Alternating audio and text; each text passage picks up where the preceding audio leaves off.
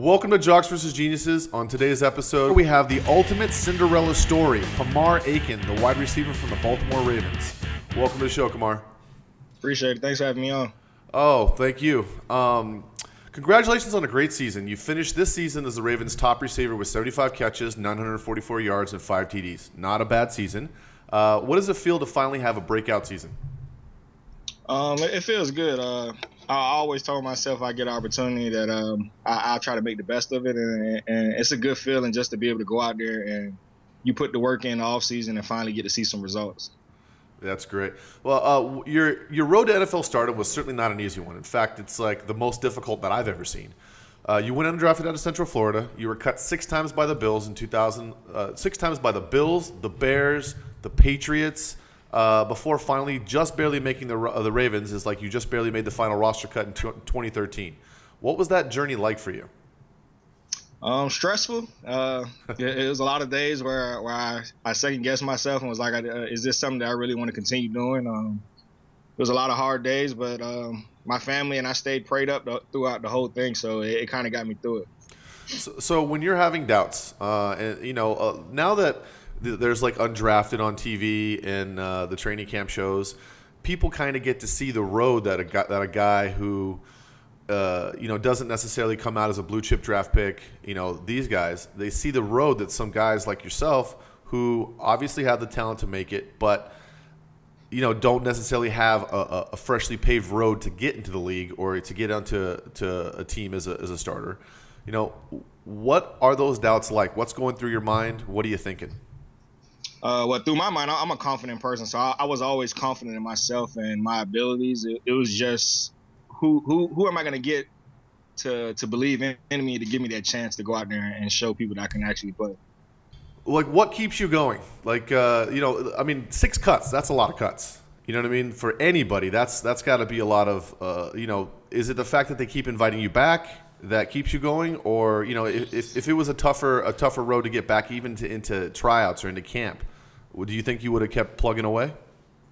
I don't think I would have. If I wasn't getting calls or workouts or tryouts or stuff like that, I probably would have left it alone, because realistically life goes on and you got to go make a living for yourself. Right. Well, so if it wasn't for that, I don't think I would have kept pushing at it. So what would Kamar Aiken have been doing if he wasn't playing football? What's the next? What's the plan B or plan C probably? Using my criminal justice degree, whether that's federal law enforcement or something in the federal department. Is that something, let's just say that money's not an object. Let's say, hopefully you have a fantastic career, you make enough money to last you a lifetime. Is that something that you would get into, or would you try to stay something kind of football-based? Depending on how long I'm able to continue to play, it would kind of affect it. If I was to end like today, I would definitely pursue going into the federal department, like FBI or something in that area. That's awesome. Well, you're fearless going across the middle. What's going through your mind when you run that route, knowing that if you catch the ball, you're likely to get just crunched? You might as well catch it because you're going to get hit anyways. What's that like to get hit? I mean, just, I was an athlete when I was younger, but I've certainly never gotten crunched by, a guy that's, 300 pounds, just solid muscle, just, poised and ready to just smash you. What does that feel like?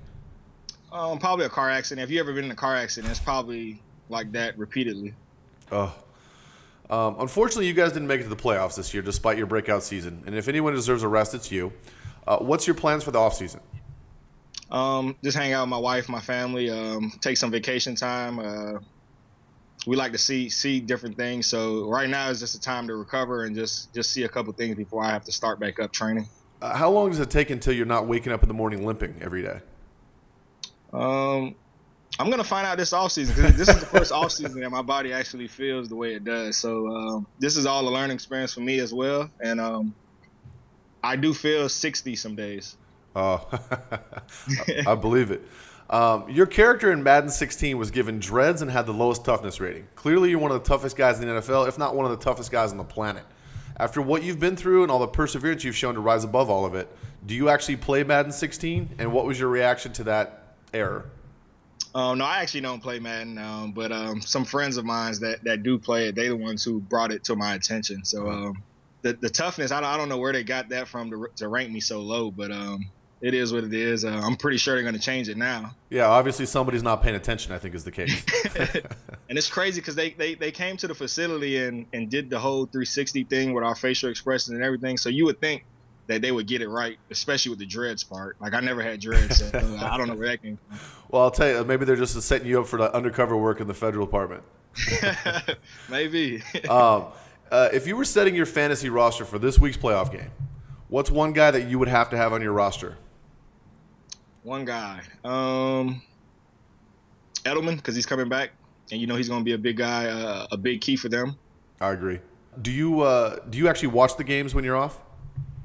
Last year I did it when we lost, but this year I have been paying a little more attention just because I felt like it just doesn't feel right that we're not playing in January. I agree with that. What who do you like this week? It's a good question. I think the Chiefs are gonna do a little something, and I like the Seahawks as well. I feel like for you to win a Super Bowl, you have to have a little luck, and they sure had that luck yesterday.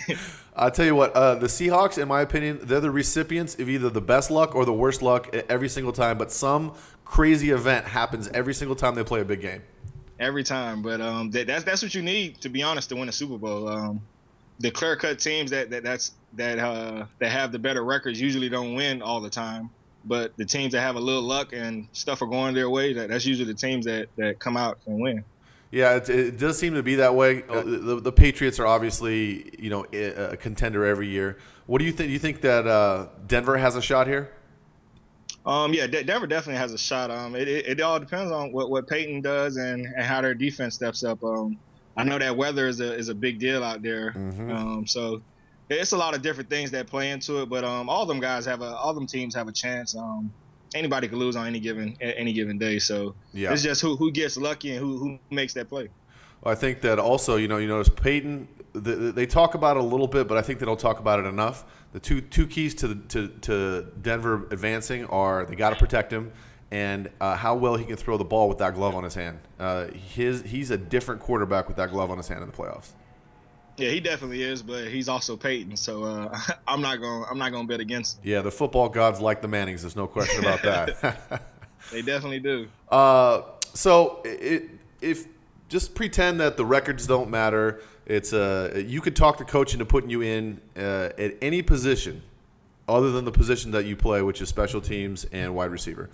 What position would you like to play if you were given the opportunity? You're the coach. You get to put yourself in. Where would you play? Safety. Safety. Why? I played safety in high school. I loved it. I did very good at it, and to be honest, I just had fun. Like it was something that I wasn't that good at doing drills, but when it's time to play the actual game, like I just knew what to do.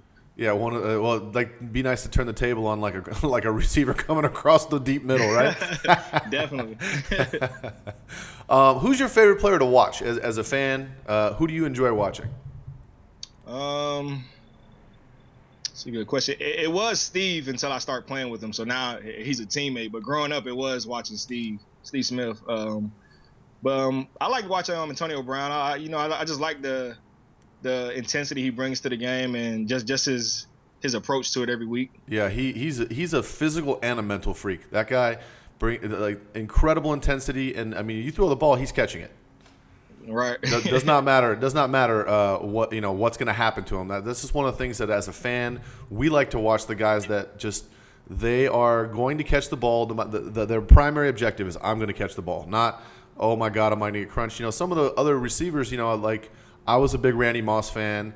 T.O. was fun to watch, but those guys they were fast. They would get open. They had very sticky hands, but. If they see out of the corner of their eye, somebody streaking across the field, they get a little alligator arms. I don't see that out of you. I don't see that out of Antonio. We're also Florida guys, too, so it's a different breed down there. The Gators don't get gator arms? Nah. So, obviously, you're coming off the heels of a fantastic season, your breakout season. What can we expect from you next year? Just a better me all around and in every aspect. It was a learning season for me, and the best of me hasn't been shown yet. Everybody might say, I had a breakout year, I did this, but there's a lot of things that I can look back on and from right now and say I could have did better or I could learn from or I could do this better. So I would say it's going to be a better me all around. Okay, so we've got some Twitter questions. Let's get into this one. At Legal Bimbo, Allison Keel wants to know what's the funniest thing you've ever seen during a football game in the locker room? Probably guys dancing. Who's guys that you wouldn't expect to dance? Who's the best locker room dancer? I'm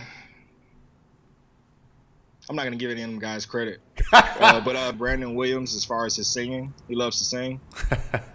All right, Jason Bob on Twitter wants to know, for your first time as a starter, what was the feeling like running out from the tunnel for the very first time? Chills, adrenaline rush, dream come true, anything you could possibly think of. To be honest, it was surreal to a certain extent. I think that, every kid who ever, laced up a pair of cleats or a pair of sneakers or skates or any other sport that they've ever played, they've always dreamed of doing it on the biggest stage, and you actually get to do that. It's pretty impressive, especially, you undrafted, cut 6 times, and then you're out there starting and being the top receiver for a team that won the Super Bowl 2 years ago. That's a phenomenal achievement. Mason Miller, at Mason Miller, wants to know what's the most underrated perk of being an NFL player? Underrated. You got a lot of free time in the offseason to play video games. So you're a gamer? Do you play video games? Yes, I play 2K and Call of Duty. 2K and Call of Duty. No FIFA? No FIFA. I used to play FIFA probably 2 years ago, but I wasn't that good, and I said, nah, it's not for me. That's exactly why I don't play. All my friends destroy at FIFA. I'm a professional poker player. There's a lot of professional poker players, and same thing like the NFL. You get out, you make a lot of money, a lot of free time, and FIFA. Everybody's playing FIFA, and we're playing for money, obviously. So I just, they're all so far ahead of me. I just said, forget this. That's the same way with me. Go back and play some GoldenEye or some Mario Kart. It's on. For sure. So Call of Duty. What game formats do you like to play? Team deathmatch, hardcore. Team deathmatch. You ever play gun game? I did on the old one, not on the new one. Not on the one this year, though. Yeah, Black Ops gun game. I mean, I don't play it now, but I played it probably for like a year straight. Like I think when I stopped playing, my fingernails are like this long, and I'm just huddled up like Howard Hughes. Josh J3212 wants to know, what was your toughest game to play in the NFL? Toughest game. I would say 2. When we played New England in the playoffs last year, it was tough just because of how cold it was. What does that do to you? It's so cold. How does that change your game, and how does that change the defense? Well, our game, receiver-wise, you can't really feel the ball the same. The ball doesn't feel the same. You can't really feel your hands. Your feet are numb. Your hands are numb to a certain extent. So a lot of the times you don't really feel the ball when you catch it. It just hits your hands, and you just know you have it in your hands. Do you think that like some technology is going to come where they're going to have gloves that are interior heated and stuff like that to change that for you guys? I doubt it. But the way our technology is going today, I wouldn't be surprised. SF wants to know, is there any corner that you'd like to face the most? Any corner I like to face the most? I like to go against Adam Jones. Pac-Man. Yeah. Yeah, he was hype yesterday. Yeah, he was. He's a competitor, and it's just one of those, like, you just can compete every play and just go at it every play. Would you say that he's like more physical than most corners? Or he's just a better cover corner? I wouldn't say he's more physical. I would say he's more of a technician. Okay. So obviously you got to know Steve Smith quite a bit. Do you think there's any chance that he's going to change his mind because obviously he has to go through all the rehab to rehabilitate the injury? Do you think there's any chance he's going to change his mind and come back and we'll see him on the football field again next year? No, I don't think he'll change his mind just because of all the doubters. He's one of those people that first of all, he doesn't want to leave. He doesn't want to end his career on that note. And he's just one of those people, if somebody's doubting him about something, he's going to prove them wrong. So do you think we should start a campaign where everybody just calls him out and says, you can't come back, Steve? Because, I mean, this guy in his last year, he announces his retirement, and he's still having a Pro Bowl year. It's phenomenal, this guy. Definitely. He doesn't look his age or act his age or seem his age. He's something unreal. Somebody like Steve's only come around once in a blue moon, so right. He's maximizing as much as he can. His family's fully behind him. We're behind him. So the more negative stuff that guys could shoot at him, to be honest, it's going to get him through the offseason. Okay, so you heard it here. We need to start a campaign. We're just going to bombard Steve Smith with, you can't do it. The NFL player's too good for you, because we'd love to see him back out there. Well, thank you very much, Kamar. Enjoy your off season. Hopefully we'll talk to you again next season, and I'll see you on Call of Duty. All right, appreciate it. Thanks for having me on. Thank you. Great interview with Kamar Aiken, wide receiver from the Baltimore Ravens. This guy right here is going to be a sleeper next year. I know you say, well, 944 yards, 75 catches. This guy's not really a sleeper. He was a sleeper maybe at the beginning of this year. I think what's going to happen here is this guy is going to, he played with 3 different quarterbacks. He wasn't sure if he was going to be a starter. Took over for Steve Smith, who went down. Hopefully Steve Smith comes back. I think that you're going to look out for this guy to come out. He's going to be more comfortable. He's going to be more practiced. We're going to see Joey Flacco back. And I think he's going to put up a lot more touchdowns, and he's probably going to be the first option. So I think that he's going to come out probably a little bit undervalued. So until next week, may your lineups all be winners, and good luck to you.